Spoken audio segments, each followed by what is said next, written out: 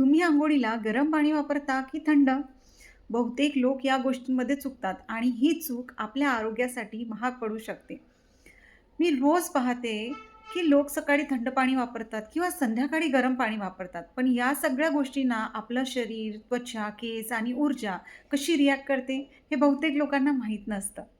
So आत्ता बघूयात गरम पाण्याची अंघोळ केल्याने त्याचे फायदे काय आहेत. गरम पाणी स्नायूंना ताण कमी करते आणि रिलॅक्सेशन देते. जर तुम्ही जिम किंवा वर्कआउट केले असेल, तर हे खरंच उपयुक्त आहे. रक्ताभिसरण सुधारतं, थकवा कमी होतो आणि संध्याकाळी खूप रिलॅक्स वाटतं.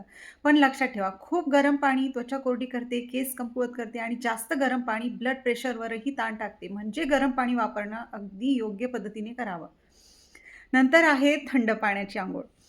थंड पाणी शरीराला ताजेतवाने करतो, थकवा दूर करतो, रोगप्रतिकारशक्ती वाढवतो आणि मूड सुधारतो. सकाळी थंड पाण्याने अंघोळ केली की दिवसभर एनर्जी आणि फ्रेशनेस अनुभवता येतो. पण ज्यांना हृदयविकार किंवा ब्लड प्रेशर आहे, त्यांना थंड पाणी थोडं सावधपणे वापरावं लागेल. मग आता काय करायचं? सिंपल रूल लक्षात ठेवा.